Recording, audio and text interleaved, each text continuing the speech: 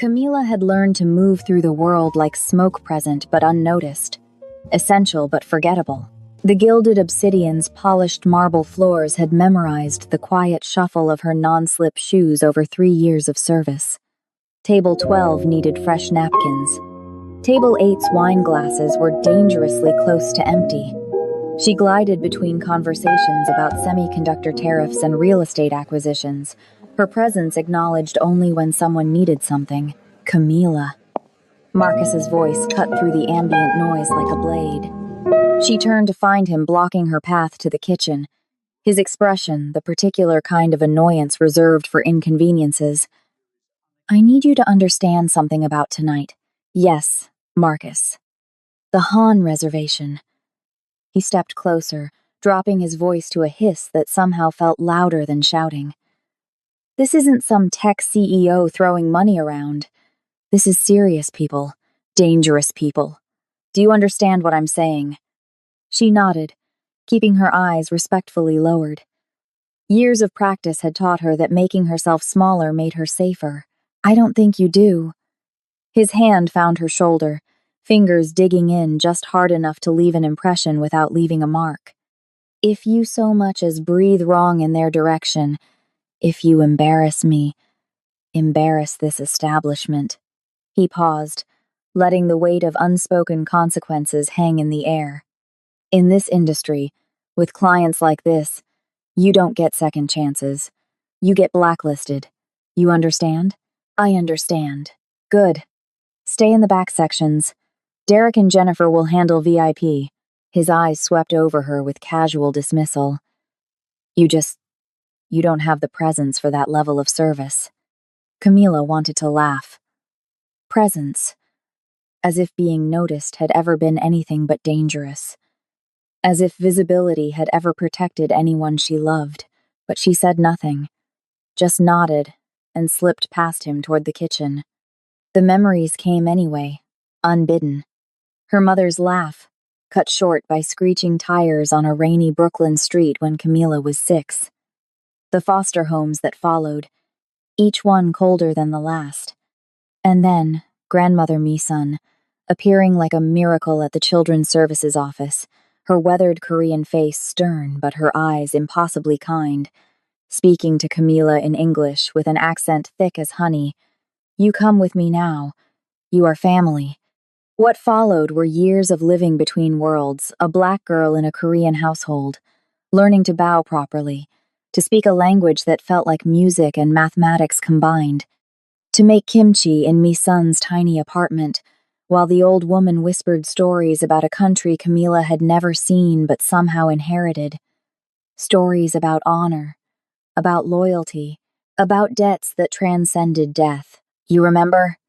Misun would say, her gnarled fingers teaching Camila's younger hands how to fold mandu. "Respect is not what you say. Respect is how you say it, is when you say it, is why." The kitchen doors swung open, jolting Camila back to the present. Inside, chaos reigned. "Listen up." Thomas, the head chef, stood on a milk crate, his face flushed crimson. "I just got confirmation. Chairman Han Ye-won himself is coming tonight, not just his son." The chairman, a prep cook, dropped a knife. It clattered against the stainless steel counter, the sound sharp as a gunshot. "I thought he was in Seoul," someone whispered. "I thought he was semi-retired," another voice added. Thomas barked a bitter laugh. "Men like Chairman Han don't retire. They just wait to see if the next generation is worthy of the empire." He looked at each person individually, his gaze intense. "Everything must be perfect. The japchae, if it's too sweet, we're done. The galbi, if it's overcooked, we're finished. These people don't leave bad Yelp reviews. They make you disappear." Camila watched her coworker's hands begin to shake. She picked up a water pitcher, her own hands steady, and began filling it with practiced efficiency. A line cook noticed. "How are you so calm?" Because she knew something they didn't. Men like Chairman Han Ye-won didn't care about the sweetness of japchae or the temperature of galbi. They cared about respect. About whether you understood the old hierarchies, about whether you knew how to bow to power without debasing yourself, how to serve without being servile. Misan had taught her that distinction in 1,000 small lessons. Back on the floor, the atmosphere had shifted. The regular diners, masters of the universe in their own right, were suddenly finding urgent reasons to leave. Checks were being called for with unusual haste. A senator, Camila recognized from cable news, was practically speed-walking toward the exit. They knew. Somehow, the entire ecosystem of the Gilded Obsidian understood that the food chain was about to be rearranged. When tigers entered the forest, even the wolves ran.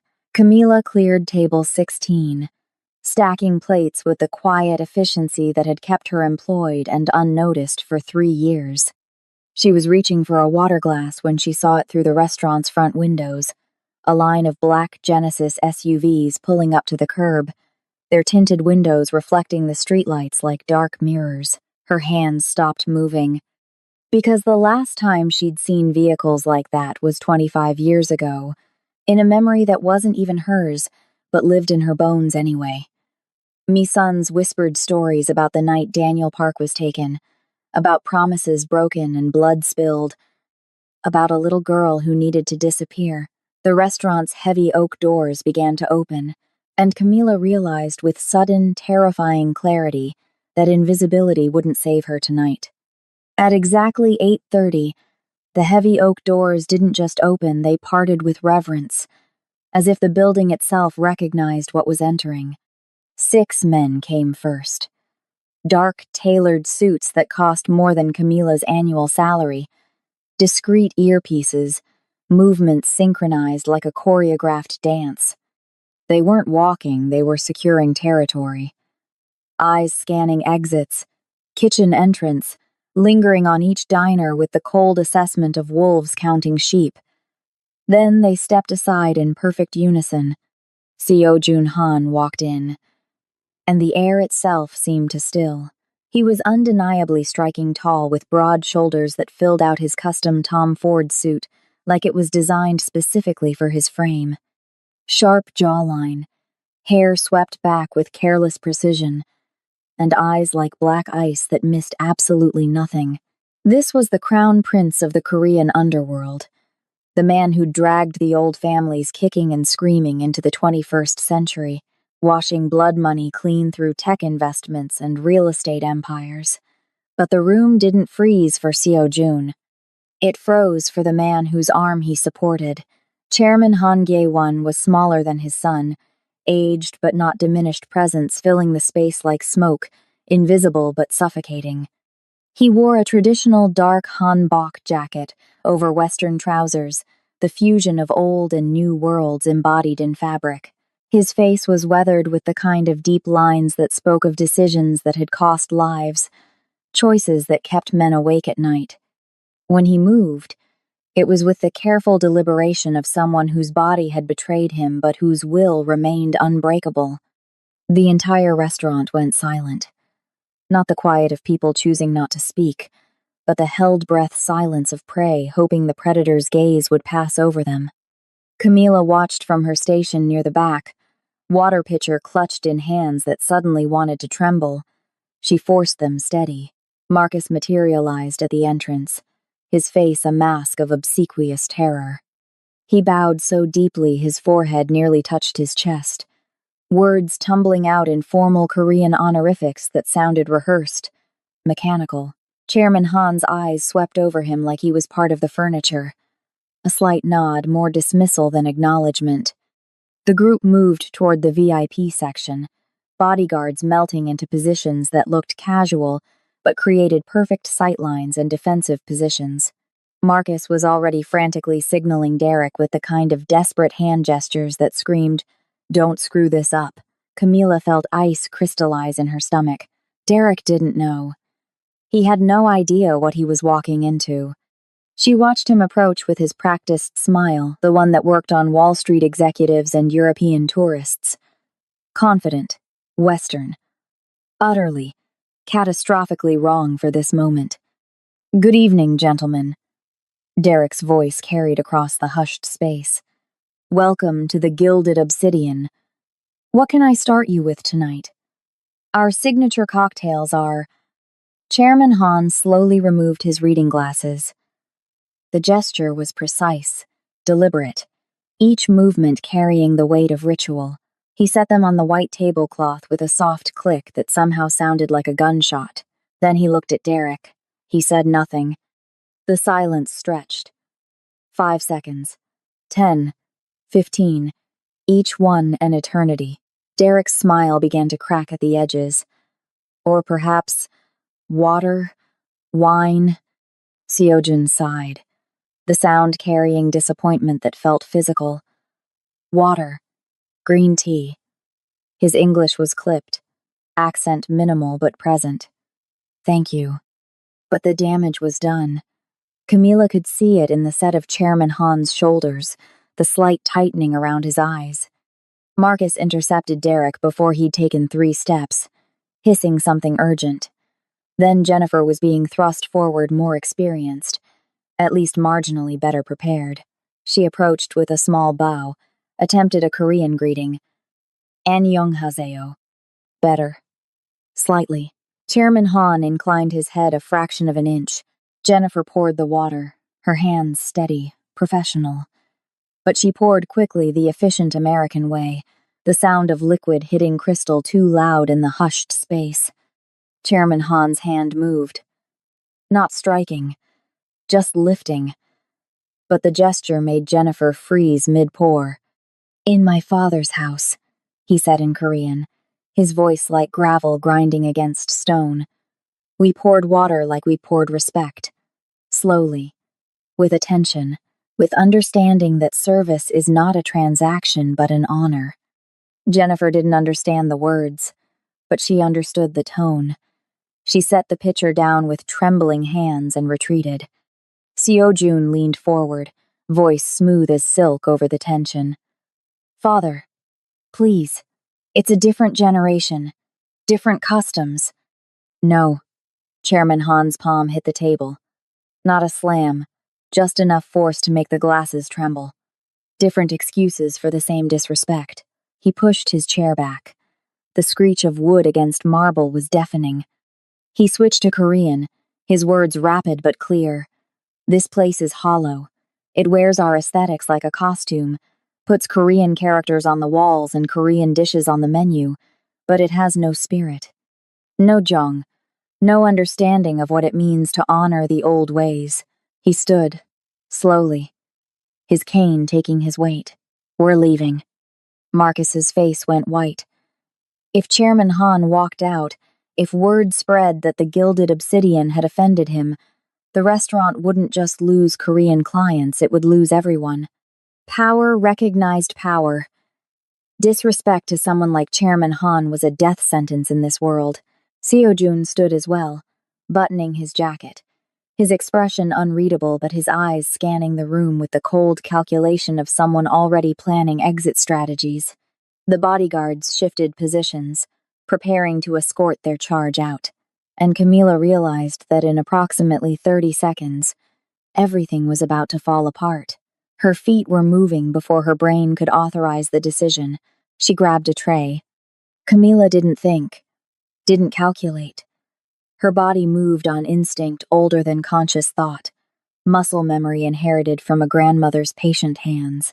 She grabbed a small tray from the service station, placed a simple ceramic cup on it, the kind Mi-sun used for tea ceremonies, the kind the Gilded Obsidian kept for authentic Korean aesthetic.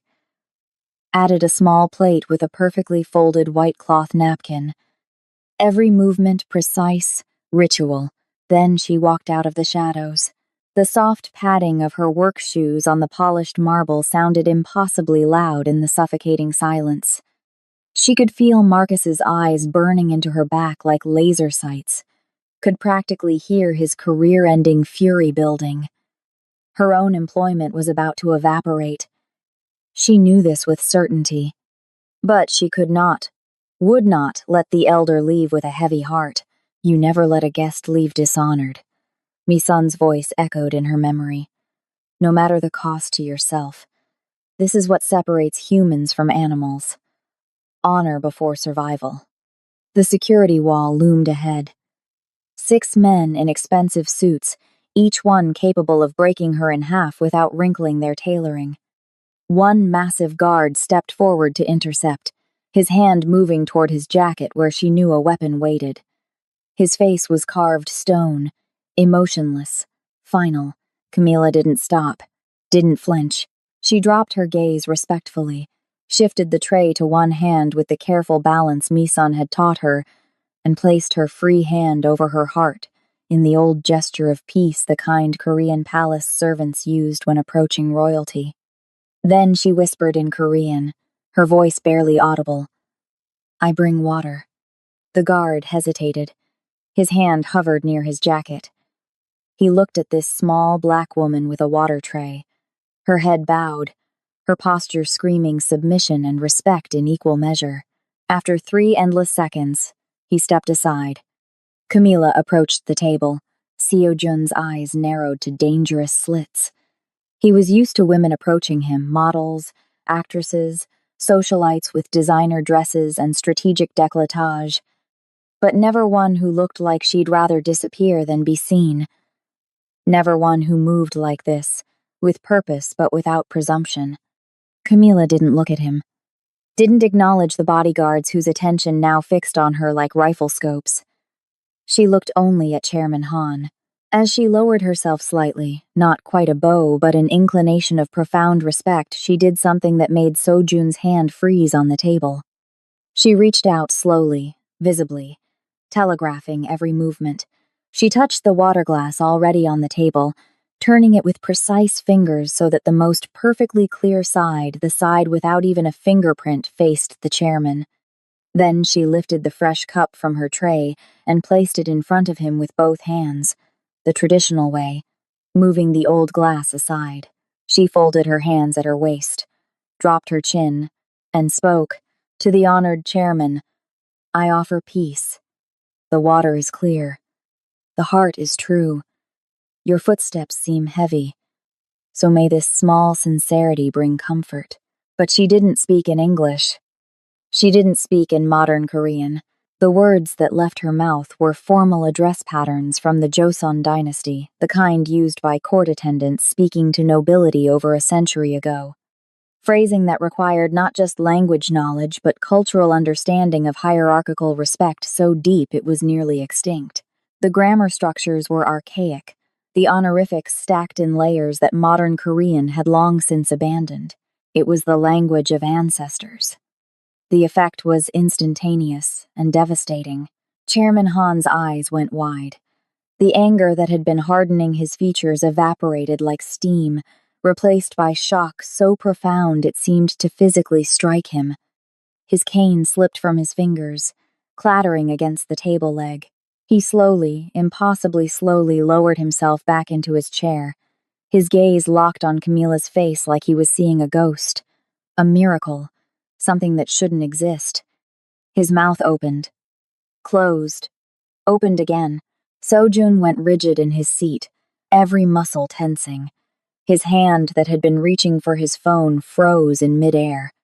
He stared at Camila with an expression that mixed disbelief with something sharper, more dangerous recognition that the game board had just been flipped.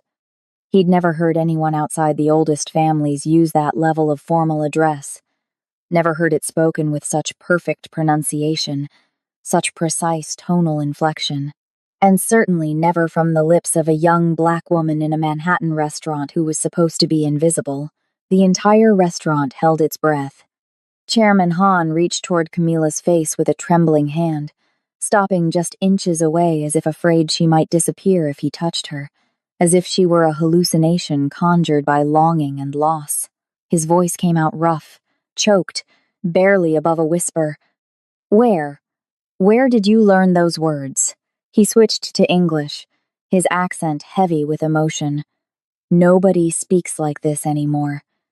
This is the language of my grandfather's time, of men who are all dead." Camila kept her hands folded, her voice soft but steady. "My grandmother taught me. Grandmother Park Mi-sun." The name hit the table like a grenade. Chairman Han's face went through a series of emotions: confusion, recognition, then something like pain so deep it had no name. He gripped the edge of the table, his knuckles white. Park Misan, he repeated, the name falling from his lips like a prayer, like a curse, like a ghost he thought he'd buried 25 years ago. The woman from Busan. The one who raised. He couldn't finish.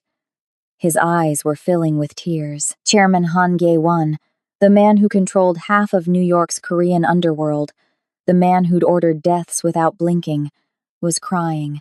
A single tear tracked down his weathered face. And every person in the Gilded Obsidian knew they were witnessing something that would change everything. Chairman Han reached for the water Camila had poured, his hand shaking slightly. He drank, his eyes never leaving her face. When he set the cup down, something had shifted in his expression, grief mixing with wonder, like watching a miracle he'd stopped believing in. She said it was the only way to speak to those who carry the weight of generations. Camila continued in English, knowing the other diners needed to understand. She said respect isn't just politeness, it's remembering where you came from. Chairman Han's face cycled through emotions too quickly to name confusion, bleeding into recognition, bleeding into pain so raw it physically hurt to witness. He gripped the table's edge, knuckles going white. Park Misan, he repeated, the name a prayer and a ghost. The woman from Busan, the one who raised. He couldn't finish. A single tear tracked down his weathered face, and every person in the Gilded Obsidian understood they were watching something impossible. Chairman Han Gae-won, the man who'd built empires on silence and fear, was crying in public. He closed his eyes, opened them, looked across the restaurant to where Marcus stood frozen by the hostess stand, pale as death. You. Chairman Han's finger extended like a weapon. Come here. Marcus practically tripped over his own feet, rushing forward. Yes, Chairman Han, sir. I deeply apologize for this woman.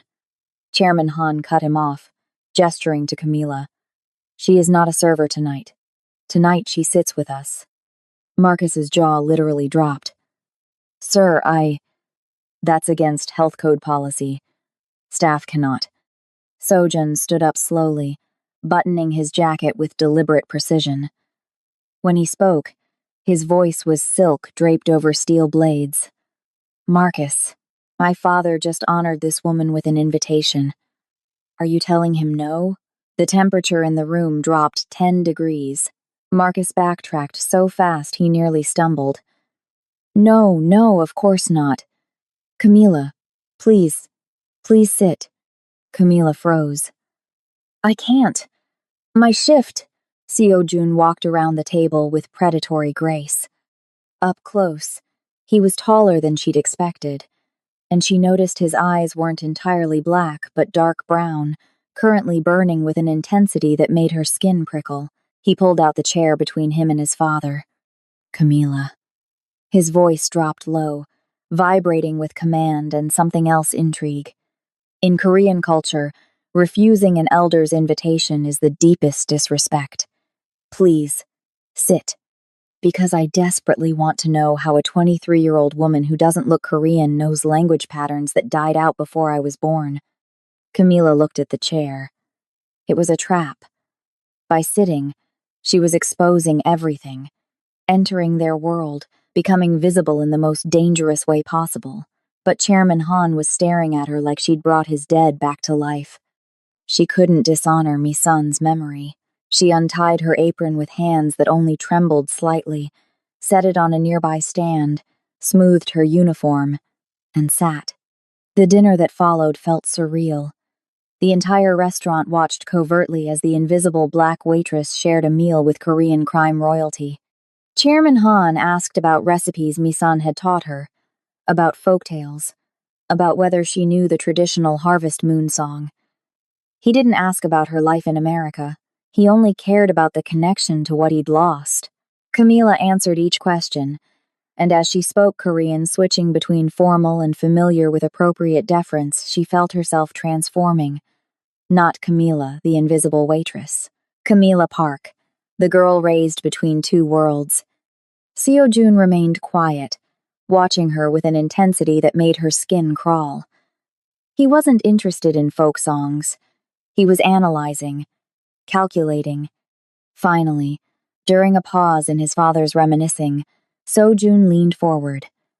He poured soju into her glass with perfect form elder's portion first, then hers, 2 hands on the bottle. "So, Camila," he said in English, voice casual but eyes sharp as blades. "Park Mi-sun runs away from Busan in 1995. My father knew her. She was married to his friend, his brother, really, Daniel Park. They disappeared during the crisis, during the..." He switched to Korean. "Great betrayal." He continued in English. "People don't just vanish, Camila. Especially not people connected to men like my father. Unless they were running from something.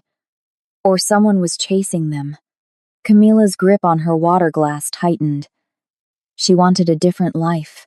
She wanted to raise a child away from bullshit, Seo-jun said pleasantly, taking a sip of soju.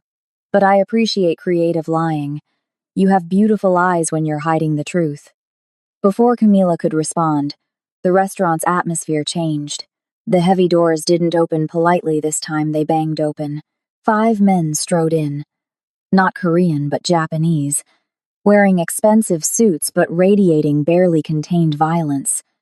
At their center was Takeshi Yamamoto, a brutal-looking man with a scar bisecting his left eyebrow, known in certain circles for controlling construction unions through intimidation. He spotted the Han table. His smile was vicious. He walked directly toward them, his crew behind him, ignoring the maître d' entirely. Chairman Han didn't turn, but his chopsticks froze over his plate. Yamamoto arrived at the VIP platform. "Chairman Han, I didn't know you were back in the city. And having dinner with..." He looked at Camila with open contempt. "The entertainment?" Seo-jun stood slowly, movement fluid but deadly. "Yamamoto, you're interrupting a family dinner. That's unwise." "Just being neighborly." Yamamoto laughed, stepping onto the platform. His men spread out. Han's security moved forward, hands disappearing inside jackets. The restaurant became a powder keg. Yamamoto looked directly at Camila, reaching out to touch her hair. "Pretty. Korean culture is so progressive now." The motion was blindingly fast. Seo-jun grabbed Yamamoto's wrist mid-air, the sound of his grip audible, bone grinding against bone. His voice dropped to barely above a whisper. "Touch her, and I will take the hand. Then the arm. Then I will make you apologize to my father in the old way, the way that requires a blade and significant blood loss." Yamamoto grimaced, trying to pull back. "Protecting the help now, Han? You're getting soft." "She is not the help," Chairman Han said, standing slowly. Despite being smaller than Yamamoto, his presence dominated. "She is a guest at my table. She carries the name Park. She speaks the words of our ancestors." He looked at Camila, then back at Yamamoto. "And in Korean tradition, we have a saying for those who disrespect a family meal." Camila knew the saying. She whispered it in Korean without thinking. "Those who disturb the table die of hunger." Chairman Han smiled, cold, terrifying. "Exactly." He nodded to his security. Yamamoto was forcibly escorted out, but as he left, he turned back, eyes finding Camila with pure venom. "This isn't finished. And you, girl, you picked the wrong family." After they left, tension drained slowly. Seo-jun sat back down, adjusting his suit. His expression toward Camila had shifted suspicion mixed with respect and something possessive. "You know old Korean threats, too. Not just formal greetings. Who taught you that one?" Camila looked at her hands. "My father." Seo-jun paused. "I thought you said your grandmother raised you." "She did," Camila whispered. "After my father was killed." Chairman Han's voice was urgent now, demanding, "Who was your father, child?" Camila looked up. first at Chairman Han, then at Sojun. She knew there was no going back. Yamamoto had seen her face. She was marked. Her voice trembled but stayed clear. My father was Daniel Park, but you probably knew him by his American name. Danny. Your right hand in the 90s. Your brother. Chairman Han's chopsticks clattered onto his plate, the sound explosive in the suffocating silence. Daniel, he gasped, the name tearing from his throat like a wound reopening. My blood brother. My strategist. The man who betrayed me in 97. The man who sold our plans to the Japanese and disappeared with our money. Camila shook her head violently, tears welling. He didn't betray you. The words erupted in Korean first, then English, her voice breaking. He died protecting your secrets. He died protecting you. Everything you think you know is a lie. The silence that followed was crushing 25 years of grief, betrayal, and broken brotherhood sitting between the teacups and soju bottles like unexploded ordnance. Seo-jun stared at Camila and suddenly understood why she'd looked familiar from the moment she approached their table. She didn't have Korean features, but she carried herself with the same bearing, the same careful dignity his father's generation possessed. The way she moved, the way she bowed, the precision of her respect, it wasn't learned from books. It was inherited. If that's true, Sojun said, his voice dropping to barely audible, then you're not safe here. Not in this restaurant. Not in this city. He stood, offering his hand. Come with us. Now. Where? Camila's heart hammered against her ribs. To the compound, Sojun answered. Because now that Yamamoto has seen you, knows who you are, and realized you're connected to my father, you're the most valuable target in New York. Camila looked at his hand, strong, likely violent, probably stained with blood she couldn't see, but it was the only hand offering to pull her from the fire. She took it. The drive from Manhattan to the Hahn compound in the Palisades was a blur of rain-slicked highways and suffocating silence. Camila sat in the back of the armored Genesis SUV, wedged between Sojun and the door, feeling the weight of bulletproof glass and reinforced steel around her like a coffin. Chairman Han sat in front, lost in memories of 1997, his reflection in the window looking like a ghost. The compound, when they arrived, was not a home. It was a fortress, modern architecture blending Korean aesthetics, built into the cliffside with views of the Hudson River stretching black and infinite below. Walls topped with cameras and sensors. Guards with earpieces moving in coordinated patrols. As the gates slid open with a mechanical hum, Camila felt finality settle in her chest like concrete. She wasn't a waitress anymore. She was something undefined and dangerous. Welcome home, Sojun murmured in Korean, but his tone suggested it might be more prison than sanctuary. Inside, the house was a study in contrasts, sleek, modern lines alongside traditional Korean furniture, beautiful but cold, smelling of sandalwood and something metallic that might have been gun oil. Everything was perfect. Nothing was warm. Chairman Han spoke to the housekeeper, an older woman named Mrs. Choi, ordering her to take Camila to the guest wing and provide appropriate clothes. No, the single word stopped everyone. Seo-jun turned on the staircase, looking down at her. Camila clutched the hem of her uniform. I keep this. It reminds me of who I am when everyone's looking away. And, she hesitated, my name tag. It has my grandmother's handwriting on the back. The day she got me my first job. I'm not losing it. Seo-jun walked back down the stairs, slow and deliberate, each step echoing like a heartbeat. He stopped in front of her, close enough that she had to tilt her head back to maintain eye contact. The air between them crackled with electricity fear. Yes, but also something neither expected. You're stubborn, Sojun said softly in English, then added in Korean. Like your father. You didn't know him, Camila countered. I knew of him, Sojun corrected. He was the only man my father trusted with his life, and the only man who broke his heart. If you're his daughter, adopted or not, you carry dangerous blood, Camila. Blood that betrays. He didn't betray anyone, she insisted, her eyes flashing with sudden fire. He was framed. Grandma Misun told me everything before she died last year. She gave me proof, evidence. Chairman Han spun around, his cane tapping sharply on the marble floor. Proof. What proof? Camila realized she'd said too much. A USB drive. She said it contains the truth. But I never knew what to do with it. I just kept it safe. Where is it? Sojun demanded, his voice sharpening to command. In my apartment. Sewn into the lining of my winter coat. In Queens. Seojun cursed under his breath in Korean. Queens. We have to go back. He looked at his father. If Yamamoto knows who she is, his people are already tearing that apartment apart. Tonight is too dangerous, Chairman Han interjected. Yamamoto is hunting. He looked at Camila with a mixture of old grief and new hope. Rest tonight. Tomorrow we plan. We discover if my brother was a traitor or a martyr.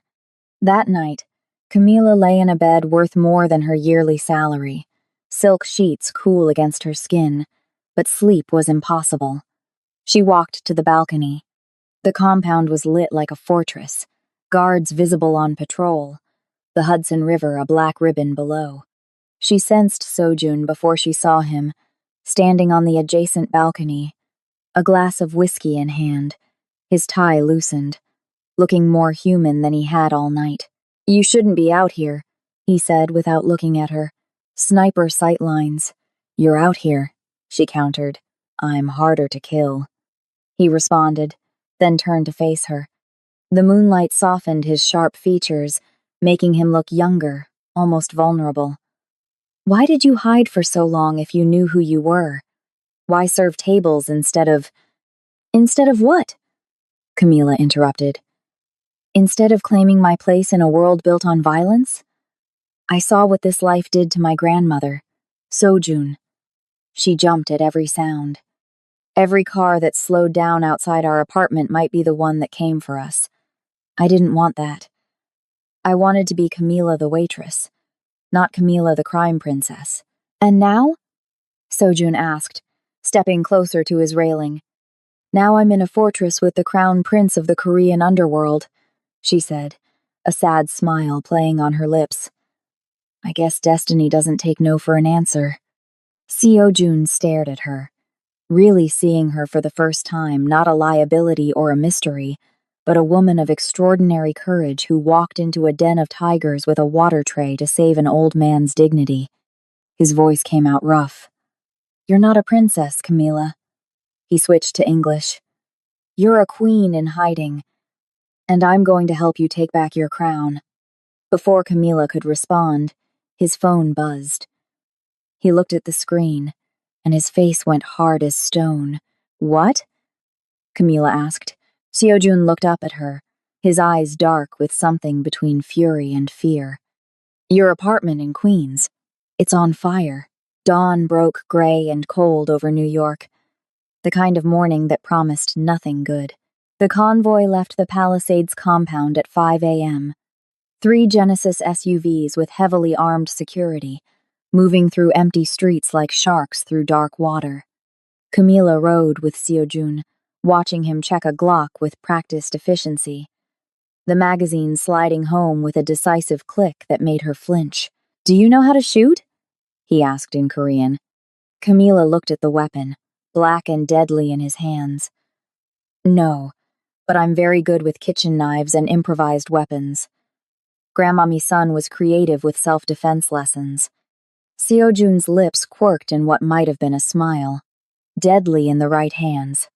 But today, you stay behind me. When I move, you move. When I tell you to drop, you run. I don't run, Camila said quietly. They reached her building in Queens an hour later, a run-down walk-up near the 7 train. Her neighbors, mostly working-class families from a dozen different countries. The street was too quiet for a Saturday morning. No kids playing, no music from open windows, just silence that felt like held breath. Seojun ordered his teams to cover exits and stairs, and they moved up like shadows, weapons drawn, every movement coordinated. When they reached the third floor, Camila's heart dropped. Her door hung open, wood splintered around the deadbolt, one hinge completely torn off. Seojun pushed her behind him with one hand, drawing his weapon with the other, using hand signals to direct his men. He pushed the door open with his foot. The apartment had been destroyed, mattress slashed open, stuffing exploding across the floor like snow. Drawers yanked out and dumped. Her few pictures ripped from walls, frames shattered, kitchen cabinets hung open, contents scattered. Even the light fixtures had been torn down, wires hanging like severed veins. This wasn't just a search. This was rage. Camila rushed to her closet, dropping to her knees, frantically digging through shredded clothes. "My coat," she gasped, throwing aside fabric. It was gray. Wool, thrifted from the Goodwill on Roosevelt. Her hands stilled in the pile. "It's gone." Sojun scanned the destruction, his jaw tight. "Yamamoto's bastards," he cursed in Korean. "They beat us here." "No," Camila breathed, tears stinging her eyes. That drive, it was the only proof, the only thing that could clear his name. Suddenly, Seojun's radio crackled. His security chief's voice was urgent. "Boss." Movement detected. People on the roof, black SUVs pulling up outside. "It's a trap!" Sojun roared in Korean. "Move now!" Glass exploded inward before he finished the living room window shattering as bullets tore through. Sojun tackled Camila, his body covering hers as the world became deafening chaos. The crack of sniper fire mixed with the roar of automatic weapons from the street below. Seojun dragged her toward the back, kicking open the fire escape window. Out! They scrambled onto the rusty metal grate. Below, men in tactical gear poured from vans in the alley, not Korean, not obviously Yakuza, but professional mercenaries. "Up!" Sojun commanded in Korean. "To the roof." We jumped to the next building. "I can't make that jump!" Camila screamed over the gunfire. "You can if you want to live."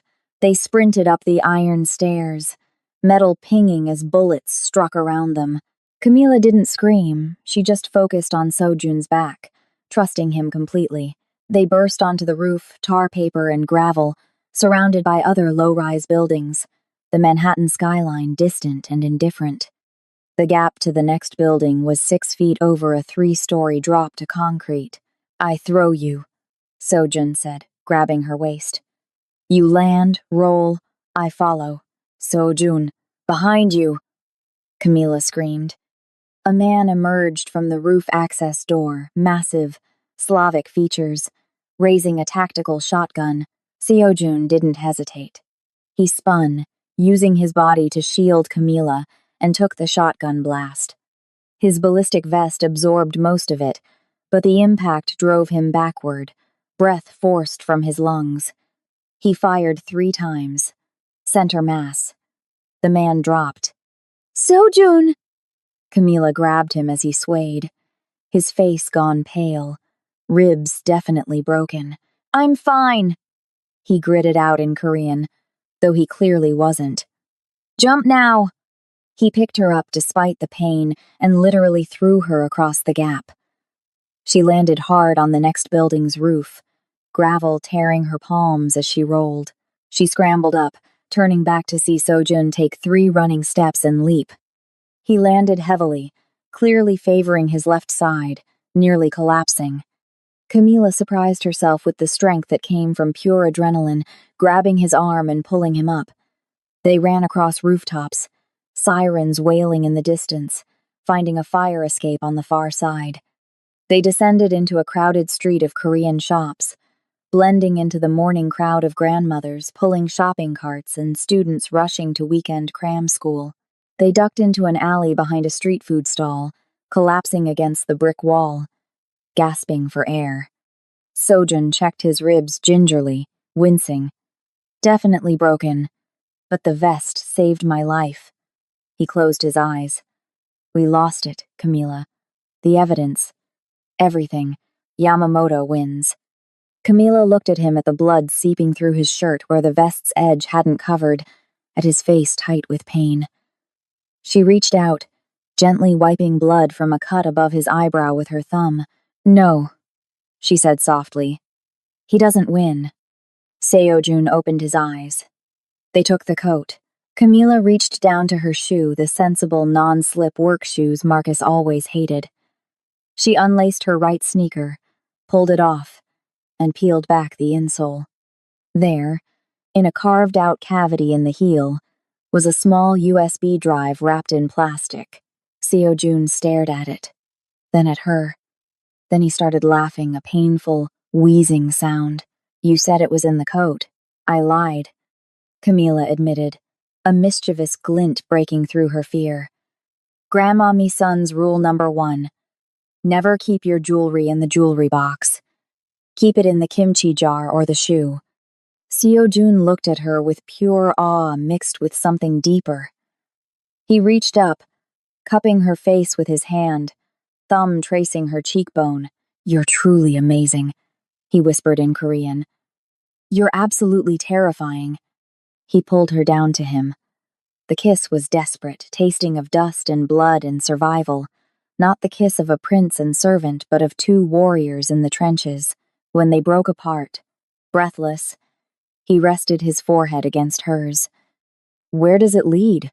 What's on that drive? First National Bank in Koreatown, Camila explained.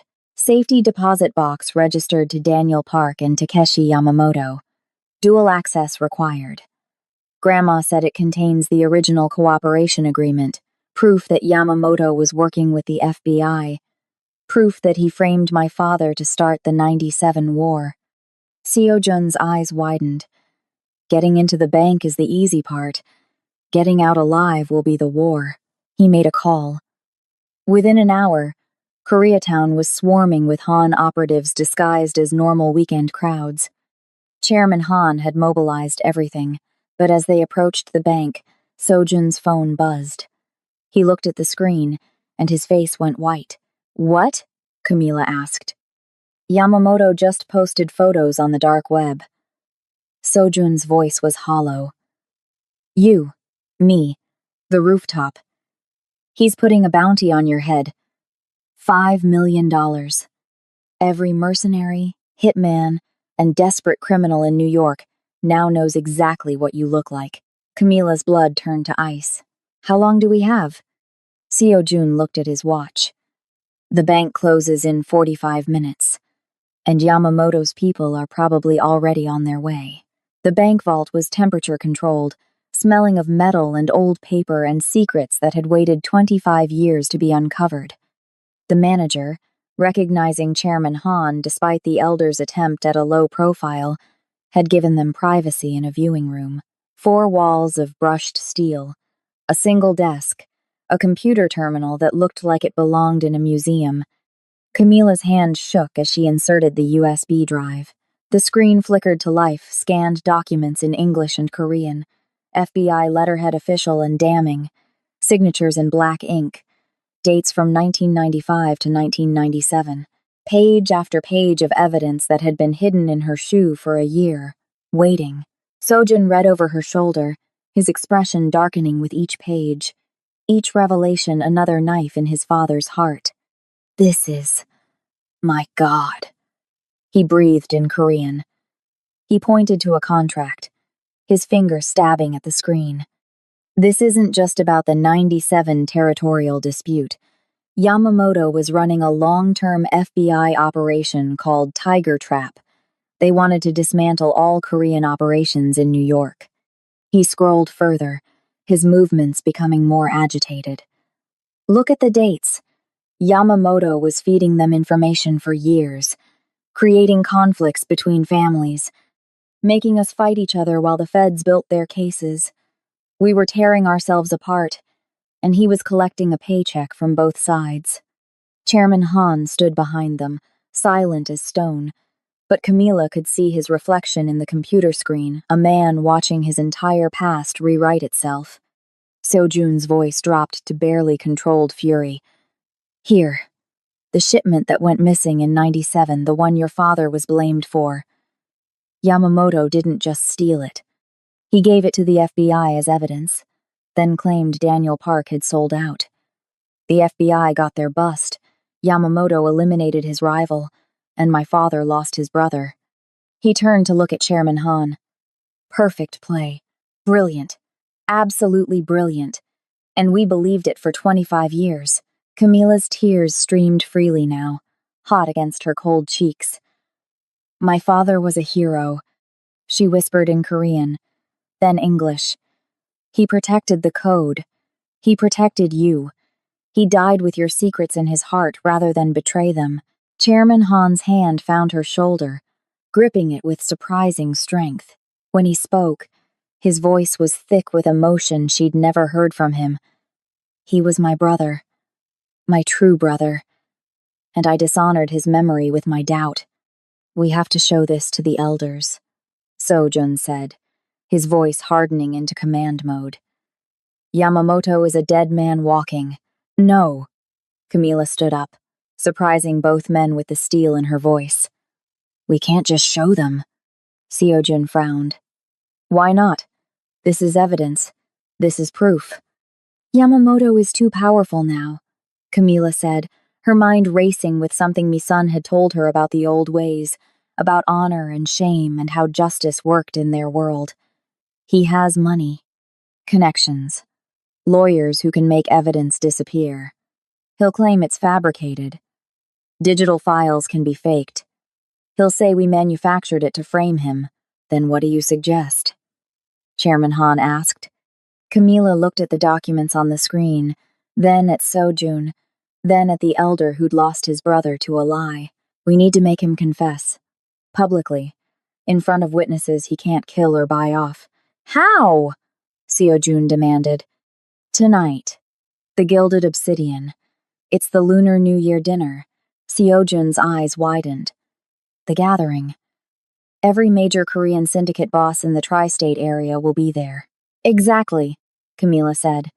And Yamamoto will be there too. He's been angling for a seat at that table for months, trying to prove the Japanese and Koreans can do business together. Her voice turned cold, determined. He wants to sit with the kings and play diplomat, so let him. And then I'm going to serve him dinner. Chairman Han looked at her with new understanding. You're going to expose him in front of everyone. In front of all the families. More than that, Camila said. I'm going to make him confess. In the old ways, shame is worse than death. If he admits it in front of the elders, if they all hear it from his own mouth, there's no lawyer, no amount of money that can save him. Seo-jun shook his head. It's too dangerous. He'll have security. He'll see you coming. He'll see a waitress, Camila countered. He'll see exactly what he saw at the restaurant, the help, someone beneath his notice. That's my advantage. I've spent my whole life being invisible. Tonight, I use it. Seo-jun grabbed her arm. If this goes wrong, if he realizes what you're doing before you can expose him, he'll kill you right there in the restaurant, in front of everyone. Then you better make sure it doesn't go wrong, Camila said. Chairman Han studied her for a long moment. Then he nodded slowly. She is Daniel's daughter. She has his courage and his gift for strategy. He looked at Seo-jun. We do this her way. Mobilize everyone. Tonight, we end this. Seo-jun pulled out his phone to start making calls, but it buzzed before he could dial. He looked at the screen, and his face went white. What? Camila asked. Security just spotted Yamamoto's people outside the bank. 3 vehicles. They've been watching us. Chairman Han's voice was sharp as a blade. How long? Since we arrived, Seo-jun said, scrolling through messages. They know we're here. They know we found something. The bank manager's voice crackled over the intercom. Panicked. Mr. Han, there are men in the lobby. They're armed. They're asking for you. Seojun drew his weapon. The back exit is blocked, the manager's voice interrupted. I'm looking at the security cameras. They have every exit covered. Camila felt ice crystallize in her veins. They were trapped, and Yamamoto knew exactly what they'd found. The Gilded Obsidian was closed to the public that night, reserved for the Lunar New Year dinner of the Unified Korean Syndicates. The air was thick with cigarette smoke and tension, traditional music playing softly in the background like a funeral dirge. The heads of the major families sat at round tables draped in red silk: the Kims, the Lees, the Parks, the Chua men who'd shed blood together and against each other, now maintaining uneasy peace bound by tradition and mutual survival. At a prominent table near the center sat Takeshi Yamamoto, dressed in an expensive suit, laughing too loud, drinking too much, the only Japanese man in a room full of Koreans. He was playing the role of diplomat, of bridge builder, but his eyes held the gleam of a man who thought he'd already won. Chairman Han sat at the head table, looking frail and defeated, playing his part perfectly. His shoulders slumped, his movements slow, a man broken by loss and age. Yamamoto called out across the room, his voice carrying, "Chairman Han, I heard your son had trouble in Queens this morning. Is he hiding in the kitchen?" Mocking laughter rippled from Yamamoto's paid associates. Chairman Han replied quietly, barely audible, "He's recovering." "Pity," Yamamoto grinned, raising his glass. "I was hoping to finish what we started." The kitchen doors swung open. Camila walked out. She was wearing her waitress uniform, pressed and perfect, holding a tray with a single covered silver dome. Her spine was straight, her steps steady, her face a mask of calm that hid the storm beneath. The room went quiet. Yamamoto's eyes narrowed, recognition dawning. "The waitress. You have 9 lives, girl." Camila walked directly to his table. She didn't shake, didn't lower her eyes, didn't show the fear that was screaming in her veins. "Dinner, Mr. Yamamoto." He sneered. "I didn't order anything. It's a specialty of the house," Camila said clearly, her voice carrying to every table. "Compliments of Daniel Park." The name hung in the air like smoke. She lifted the dome. On the plate, no food. Instead, there was a white chrysanthemum, a Korean funeral flower, a USB drive, and a printed copy of an FBI cooperation agreement with Yamamoto's signature highlighted in yellow. Yamamoto's face drained of color, going from flushed to ash white in seconds. Camila stepped back, and her voice rang out not in English, but in perfect formal Korean, addressing every elder in the room. "This is the traitor's reckoning."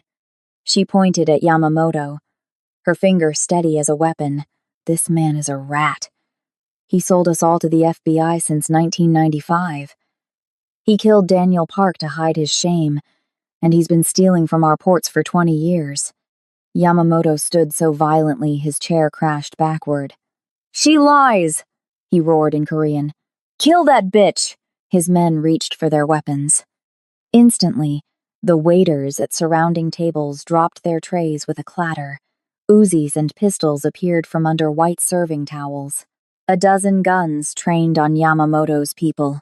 Seojun stepped out from the kitchen, wearing a server's vest over his bandaged ribs, a gun in each hand. His voice cut through the chaos like a blade. "Nobody moves. Unless you want to die for a rat." Chairman Han stood slowly, movements deliberate. He walked to Yamamoto's table, picked up the printed document, put on his reading glasses. Read in silence while the entire room held its breath.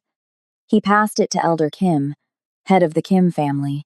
Sitting nearby, Elder Kim read it, his weathered face hardening with each line. He looked at Yamamoto with disappointment which was somehow worse than rage. "Takeshi," Elder Kim said quietly, "is this your signature on the FBI cooperation document?" Yamamoto looked around, surrounded by the 5 families, the Hans, and the girl who destroyed him. His world was collapsing in real time. "It was business," he screamed in Korean. It was just business. No, Chairman Han said, walking up to him. He looked at Camila. Camila, bring the knife. Camila picked up the steak knife from Yamamoto's table setting. She handed it to Chairman Han with both hands. The traditional way. He held it, looking at the man who'd killed his brother, who'd destroyed his family, who'd stolen 25 years of truth. For Daniel, he whispered, but he didn't strike. He turned and offered the knife handle first to Camila. Your blood, Chairman Han said. Your justice. Camila took the knife. The room watched as she looked at Yamamoto, the man who'd made her an orphan, who'd forced her grandmother to live in fear and poverty, who'd stolen a quarter-century of justice. She raised the knife, then drove it down not into Yamamoto, but into the table, deep into the wood, inches from his hand. The blade quivered from the force. I am not a butcher like you, Camila said, her voice ringing with power. I am a park. We don't kill rats directly. We let the cats have them. She turned to the assembled elders. He is yours. Camila turned her back on Yamamoto. As she walked toward Sojun, the room erupted behind her, shouting, Movement! The sound of Yamamoto being dragged away, his protests turning to screams. She didn't look back. Seo-jun wrapped his arms around her, pulling her close despite his broken ribs, burying his face in her hair. It's over, he whispered. But even as he said it, his phone buzzed in his pocket. He pulled it out, still holding Camila, and his face went rigid. What? She asked. Seo-jun showed her the screen. A video, just uploaded. Yamamoto, being dragged out by the elder's security, looking directly at the camera, blood running from his mouth, but smiling. His voice came through tinny but clear. You think this ends with me? I was just the beginning. Check your father's grave, little girl. Check what's buried with Daniel Park. The real secret isn't in a USB drive. The video cut off. Camila looked at Sojun, her blood turning to ice. What does he mean? 3 months later, spring had transformed New York into something almost beautiful. The gilded obsidian had undergone a metamorphosis. Gone was the cold, intimidating atmosphere that had made it feel like a mausoleum of power. The Korean aesthetic remained, but warmed now soft lighting, traditional Hanji paper screens glowing amber, the scent of jasmine tea instead of fear and cigarette smoke. It was no longer where empires were brokered in blood. It was where people came to celebrate life. Camila sat at table 1, wearing a midnight blue silk hanbok-inspired dress, her natural curls styled in elegant loose waves, a perfect fusion of her dual heritage. Her hands rested on the white tablecloth, the same hands that had served water and scrubbed floors, but now rested steady, unafraid, belonging. Seo-jun sat across from her, transformed. The perpetual tension had left his shoulders, his face softer, eyes no longer constantly scanning for threats. He teased her about still watching the kitchen, and she laughed freely, the sound like music. Then his expression shifted to seriousness. He slid a leather folder across the table. The lawyers finished auditing your father's estate. Camila shook her head. My father lived modestly, worked construction, drove a used Hyundai. Seo-jun's smile was gentle, sad. That was the cover, Camila. The mask Daniel Park wore to keep you safe. In reality, he was consigliere to the most powerful Korean operation in New York during the Golden Age. And he was brilliant. He knew war was coming. He knew he might not survive. She opened the folder with trembling fingers. Numbers blurred together until she reached the summary at the bottom, $45 million. It was funneled through legitimate businesses, Sojun explained softly. Dry cleaners, grocery stores, a small import company, all in a trust named For Me Son's Granddaughter. Every night you served tables, you were technically the richest woman in the room.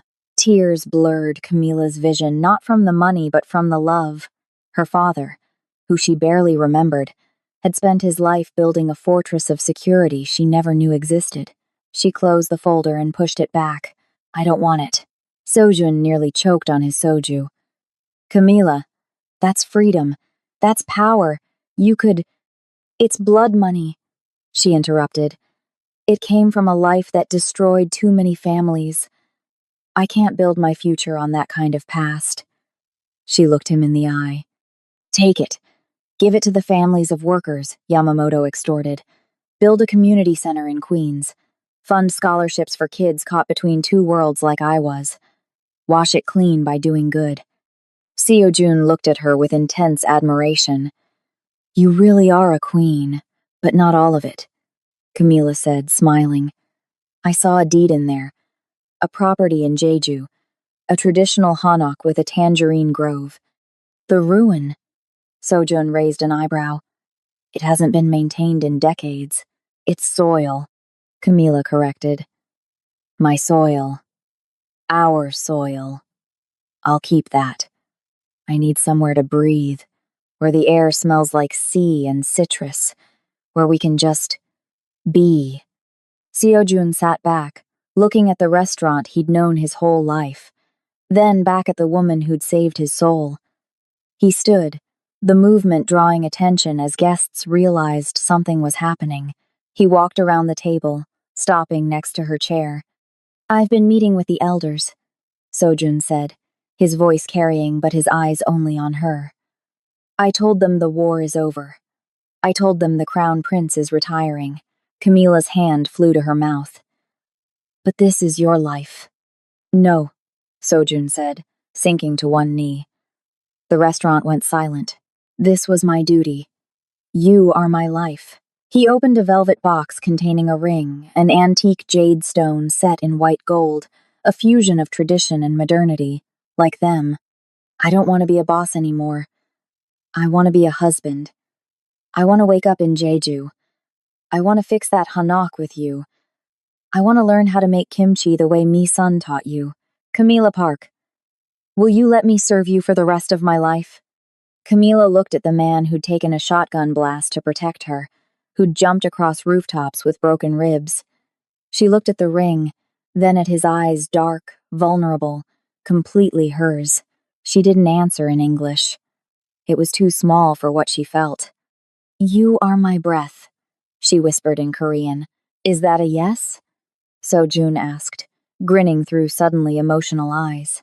Yes, she laughed, tears spilling over. Yes. He slipped the ring on her finger, perfect fit. He stood, pulling her into a kiss that sealed their future.